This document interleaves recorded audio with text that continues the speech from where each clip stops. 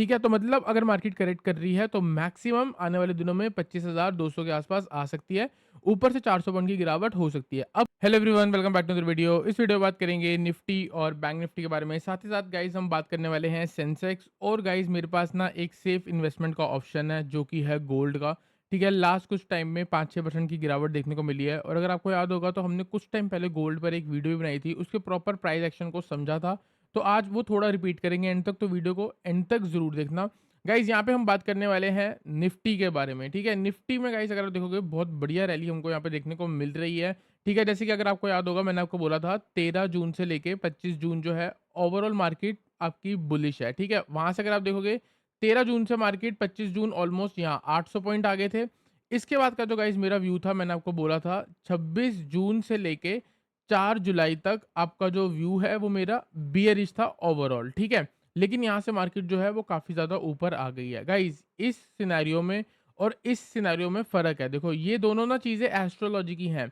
अब करना क्या था? इस पे बाइंग कब बनती? जब कोई टेक्निकल ब्रेकआउट मिलता या कोई मार्केट हायर हाई की फॉर्मेशन लगाती। सिमिलरली इस पे सेल तब बनता जब मार्केट एक लोअर लो की फॉर्मेशन लगाती या फिर आप में इतनी स्किल्स हैं कि आप डे हाई कैच कर रहे हो या आप कुछ भी मतलब बॉटम से उठा रहे हो पुट ऑप्शंस में, तो ही आप ये सब कर सकते हो। जैसे कि गाइज़ हम में है, अगर आपको नहीं यकीन होता मैं आपको यहाँ पे बता देता हूँ। ये देख लो हमारा टेलीग्राम चैनल जो लास्ट डे था हमारा फ्राइडे को 9:11 पे मैंने आपको बोला था कि 2 मार्केट खुलने से पहले कि यहाँ पे जो 2 पोटेंशियल ट्रैप सिनेरियोज़ हैं, जो एक बुल ट्रैप हो सकता है और एक बियर ट्रैप हो सकता है। मैंने यहाँ पे आपको क्लियरली बोला है कि 25,580 से लेके 25,600 इसके ऊपर अगर मार्केट सस्टेन करती है 5-10 मिनट के लिए, वहाँ पे रिटेलर्स जो हैं वो लॉन्ग करेंगे और ऑपरेटर जो है उसी स्ट्रेंथ में बेच देगा और मार्केट को एक शार्पली गिरावट देगा। गाइज़ यहाँ पे अगर आप देखोगे तो एग्ज़ैक्टली यही हुआ है और ये वाली जो चीज़ है हमने बॉटम से पकड़ी थी। मार्केट जहाँ पे ओपन हुई 5 मिनट का टाइम फ्रेम आप देख सकते हो, आपका जो ये है 26 तारीख का। ठीक है, इसके बाद क्या हुआ है 26 नहीं 27 तारीख को अगर गाइज़ अगर आप देखोगे, यहाँ पे क्या हुआ है मार्केट खुली और सीधा सारी ऊपर चली गई, 25,600 के ऊपर सस्टेन हुई और ये वाली जो कैच है ना गाइज़ मूव, ये वाली मूव हमने पकड़ी थी अपने प्रीमियम चैनल पे। ठीक है, और यही था हाई से कैच करना। उसके बाद आप देखोगे मार्केट पूरी साइडवेज़, यहाँ पूरी साइडवेज़, ऊपर जा ऊपर रही है लेकिन पूरी साइडवेज़ है। कॉल ऑप्शंस में भी एक स्पाइक आएगी, सारी वापस नीचे आ जाएगी। एक स्पाइक आएगी, वापस नीचे आ जाएगी। ठीक है, अब सबका अपना-अपना है। देखो गाइज़ मेरा अगर व्यू बेयरिश है, मैं पुट की तरफ सोचूँगा और कोशिश करूँगा बॉटम से चीज़ों को कैच करने के लिए। दूसरी चीज़ क्या करूँगा, जब तक एक बढ़िया सपोर्ट ब्रेक नहीं होगा तब तक पुट ऑप्शंस नहीं दूँगा और ना ही बनाऊँगा। ठीक है, तो अभी इसका मतलब ये है, अगर यहाँ पे मेरा व्यू बेयरिश है, तो अब ये मान के चल लो जो लास्ट सपोर्ट है वो है 25,600 के आसपास। तो जब तक कल 25,600 ब्रेक नहीं होगा तो मैं सेल के बारे में नहीं सोचूँगा। ठीक है, दूसरी चीज़ अगर मेरे को सेल के बारे में सोचनी होगी तो मैं कहाँ सोचूँगा गाइस 25,800 पे। क्यों? अगर आपको याद होगा मैंने लास्ट वीडियो में आपको बोला था 25,800 से लेके 25,300 ये वाला एक ऐसा एरिया है मार्केट का जहाँ पे मार्केट पहले भी 0.786 लेवल मतलब कि जब भी एक कंसोलिडेशन आती है उसके बाद 78% करेक्शन या फिर 88% करेक्शन के बीच में से मार्केट वापस नीचे गिरती है 5 से 6%। लास्ट वीडियो में हमने ये डिस्कस किया था। अभी मार्केट क्या है उसी जोन पे है।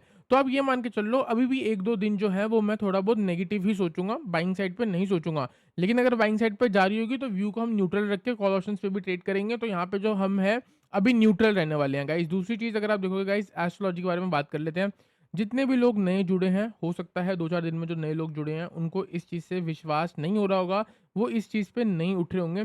ठीक है, तो मैं आपको गाइस एक ही चीज़ बोलूँगा कि 2 दिन से इन चीज़ों को जज मत करो। आप पूरे महीने की चाहो तो परफॉर्मेंस ले सकते हो, ये स्क्रीनशॉट है।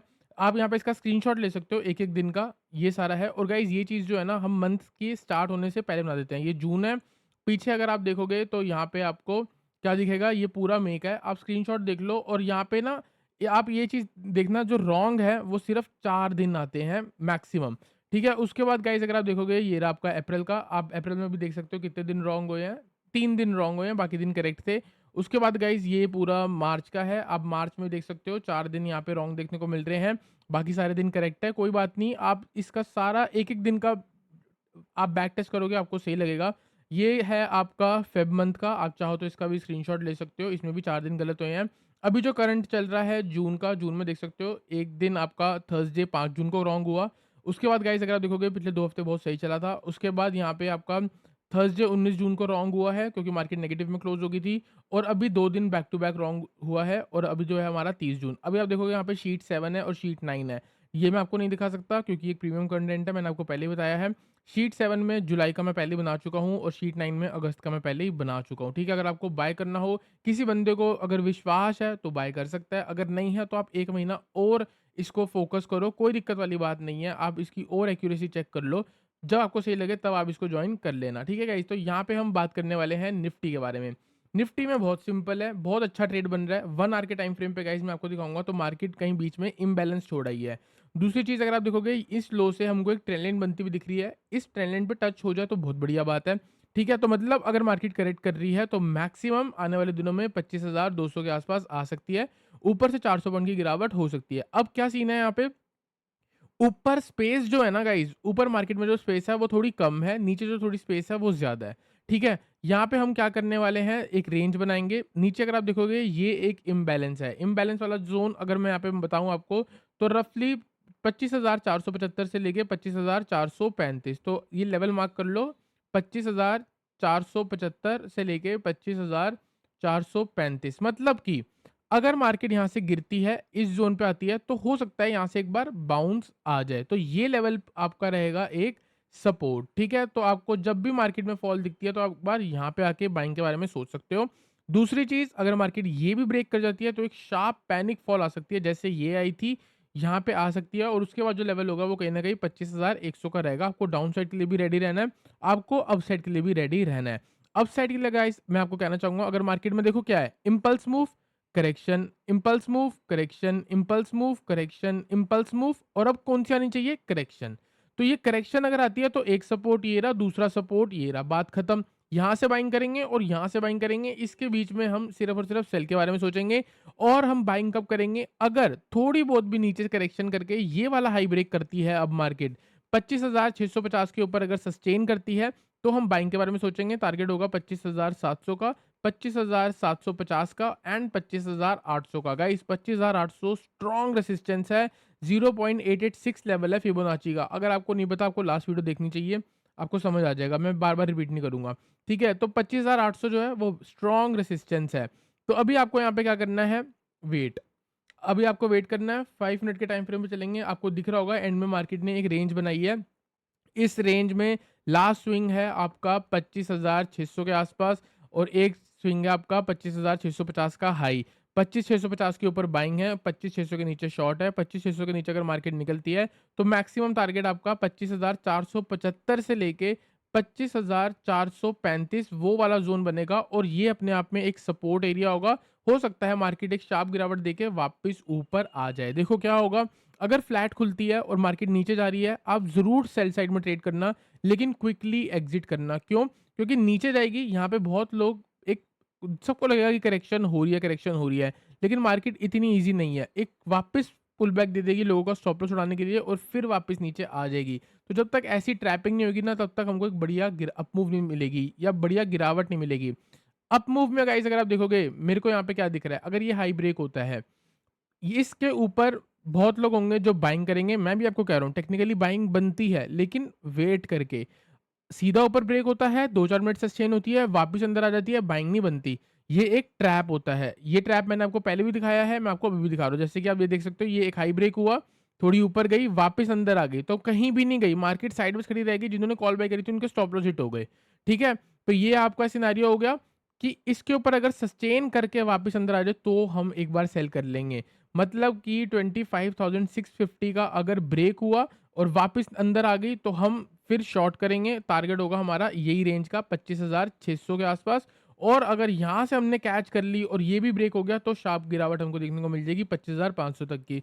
तो एक ट्रेड मेरा ये रहने वाला है, दूसरा ट्रेड मेरा ये ब्रेक होने पे रहेगा। कितने हो गए ट्रेड? 2 ट्रेड हो गए। तीसरा ट्रेड अगर बाय चांस ऊपर सस्टेन हो जाती है, हायर हाई की फॉर्मेशन लगा रही है, रीटेस्ट हो रहा है, फिर ऊपर निकल रही है, यहाँ कहीं पे हम बाय कर सकते हैं। टारगेट 25,700, 25,750 एंड 25,800 और एक पोजिशनल ट्रेड होगा कहीं न कहीं 25,800 से सेल बनेगा बहुत तगड़ा और वो भी तब बनेगा जब एक बार नेगेटिव सेंटिमेंट आएगा, उससे पहले हम नहीं करेंगे। गाइस आई होप आपको निफ्टी एनालिसिस क्लियर हुआ हो। चलते हैं गाइस बैंक निफ्टी पे, बैंक निफ्टी को एनालाइज करते हैं। बैंक निफ्टी में गाइस अगर आप देखोगे स्टार्टिंग में मॉर्निंग में बिल्कुल इंडेक्स जो है अलग अलग चलते हैं, उसके बाद कहीं ना कहीं सेम चलने लग जाते हैं। यहाँ पे गाइस अगर आप देखोगे तो आप ये मान सकते हो कि मार्केट ऑल टाइम हाई पे चल रही है। ठीक है, एक हम यहाँ पे क्या करने वाले हैं, अभी ये वाले हाई से ये वाला जो हाई है और यहाँ से ये वाला हाई, इस पे अगर आप ट्रेंड लाइन बनाओगे तो मार्केट कहीं न कहीं रेजिस्टेंस के आसपास आ चुकी है। दूसरी चीज़ गाइज़ अगर आप देखोगे तो यहाँ कहीं से आप एक बना सकते हो ट्रेंड लाइन, तो ये कुछ सिनेरियो चल रहा है। अगर मार्केट यहाँ पे ये चीज़ को फ़ॉलो कर रही है, इसको फ़ॉलो कर रही है, तो यहाँ से नेक्स्ट मूव जो है वो डाउन साइड की बनती है, कहीं न कहीं 55,500 तक की बनेगी। यहाँ से 2,000 पॉइंट नीचे कैसे आएगी मेरे को नहीं पता। अगर ऊपर ब्रेक करती है तो वापस मार्केट आप ये मान के चलो जो पिछले आपको टारगेट 58,000 तक के दिए थे वो भी आपको देखने को मिलेंगे। ठीक है, अभी हम 15 मिनट के टाइम फ्रेम पे चलते हैं। 15 मिनट के टाइम फ्रेम पे आप देख सकते हो कि इसी ट्रेंड लाइन के आसपास से ही मार्केट में कहीं न कहीं एंड में थोड़ा मोमेंटम में पॉज़ आया है। आपको क्या करना है? कुछ नहीं करना है। लास्ट जो मार्क हुआ हुआ है हाई वो है 57,250 का। ये आप देख सकते हो, यहाँ पे रेजिस्टेंस ली, ब्रेक करा, ऊपर जा रहा है। अगर आने वाले दिन में कल 57,250 के नीचे सस्टेन हो गया, आप सेल करके चल सकते हो। तो एक ट्रेड सेल बिलो 57,250, ठीक है, और आपका टारगेट होगा 57,000।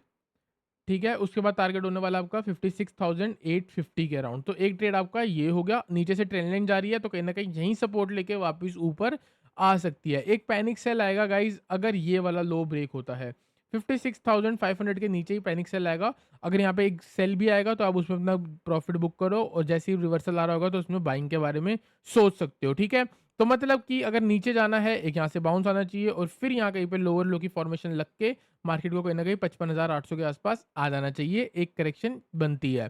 तो बैंक निफ्टी का भी आई होप आपको सिनेरियो क्लियर हुआ हो। चलते हैं गाइस अपने सेंसेक्स पे। सेंसेक्स में गाइस अगर आप देखोगे तो यहाँ पे बहुत अच्छा ट्रेड बनेगा, सेम निफ्टी जैसा ही है। यहाँ पे आप देख सकते हो एक इम्बैलेंस बन गया है, प्रीवियसली यहाँ पे एक सपोर्ट है, आपको ये देखने को मिल रहा है। आप कुछ नहीं करना है, यहाँ पे मोमेंटम देखो जा रहा है ऊपर की तरफ। एक और चीज़ मैं यहाँ पे देखना चाहता हूँ, अगर मैं यहाँ पे आरएसआई लगाऊँ तो क्या उसमें डाइवर्जेंस है? यहाँ पे अगर हम सर्च करते हैं आरएसआई, तो आरएसआई में अगर एक बार आप चेक करोगे तो आपको यहाँ पे डाइवर्जेंस अभी देखने को मिल, देखो क्या हुआ।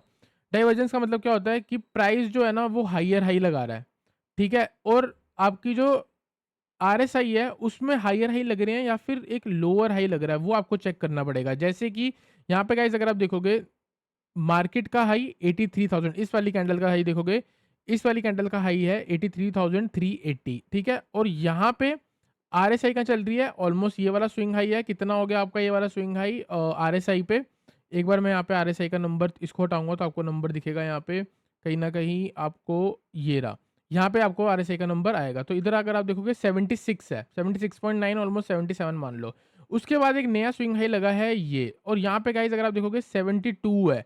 मतलब कि प्राइस ने हायर हाई बनाया। अगर आप देखोगे प्राइस ने हायर हाई बनाया, लेकिन आरएसआई ने हायर हाई नहीं बनाया।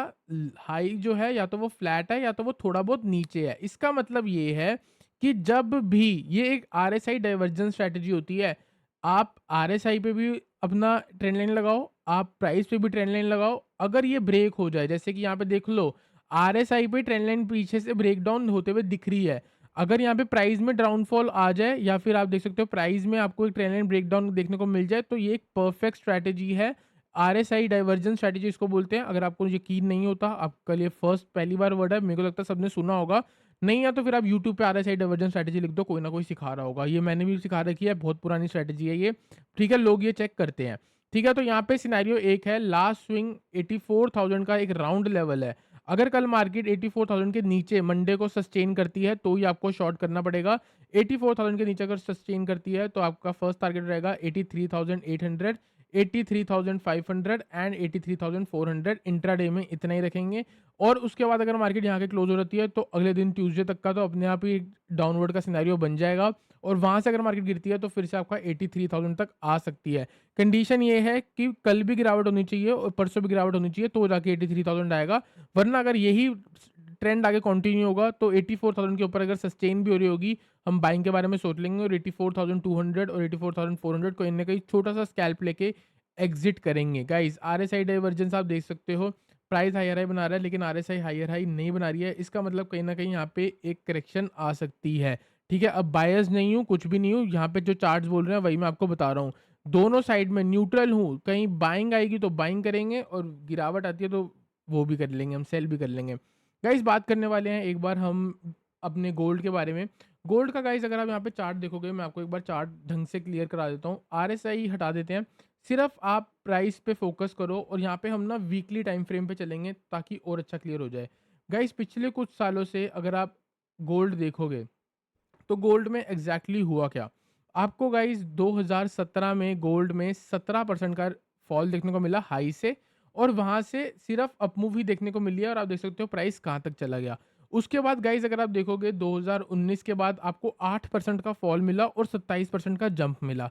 उसके बाद ये छोटी सी करेक्शन है, ये एक मेन करेक्शन है, 15% का फॉल मिला, 40% का रिटर्न मिला। उसके बाद गाइस अगर आप देखोगे 21% का फॉल मिला और वापस 25% का स्पाइक मिला। फिर आप देख सकते हो 12% का फॉल मिला और 25% का स्पाइक मिला। आप देख सकते हो यहाँ 2023 में 8-9% का फॉल है, फिर 30% का स्पाइक है। उसके बाद देख सकते हो गाइस 10% का फॉल है और यहाँ पे 17% की स्पाइक है। फिर आप देखोगे एक छोटी सी करेक्शन है 8% की, और उसके बाद यहाँ पे एक जो करेक्शन है आपकी 17 अपमूव है 17% की। गाइस इसका मतलब आपको क्या दिख रहा होगा, आप ये चेक करो, 8% की फॉल, 9% की फॉल, 8% की फॉल, 12% की फॉल, मतलब कि जब भी ये 8% से लेके 12% करेक्ट करता है गोल्ड, जब भी 8% से 12% करेक्ट करता है, उसके बाद एक अप ट्रेंड ज़रूर आता है। हमने यही देखा है प्रीवियसली, मेजर गिरावट 2017-2018 में 17% या 15-13% की देखने को मिली है। ठीक है, लेकिन पिछले कुछ सालों से सिर्फ 8 से 12% देखने को मिलती है और उसके बाद चला जाता है। अभी गाइज़ अगर आप देखोगे तो गोल्ड कहाँ पर है? यहाँ पे गाइज़ अगर हम देखेंगे तो गोल्ड जो है अभी हाई से कितना नीचे है? 6%, मतलब कि 8 से 12% की फॉल के अंदर वो आने वाला है। अगर आने वाले दिनों में 1-2% ये और गिर जाता है तो आप गोल्ड में बाइंग कर सकते हो। आप चाहो तो फिजिकल गोल्ड खरीद सकते हो अगर आप उसमें ज़्यादा सही लगता है। वरना आप गोल्ड के ईटीएफ खरीद सकते हो आने वाले दिनों में, अगर यहाँ से वापस परसेंट रिटर्न देखने को मिलता है। मेरा गोल्ड का जो टारगेट बनता है वो बनता है 1,17,000 का। ये टारगेट जो है आने वाले कुछ सालों में देखने को मिल जाएगा या हो सकता है कुछ महीनों में देखने को मिल जाएगा। बाइंग का बनेगी इस वाले ज़ोन पे, कहीं कहीं न कहीं 90,000 के आसपास अगर आपको दिखता है तो ये बेस्ट ज़ोन है 90,000 के आसपास। ठीक है गाइस? तो ये एक आपका सिनेरियो होगा गोल्ड का।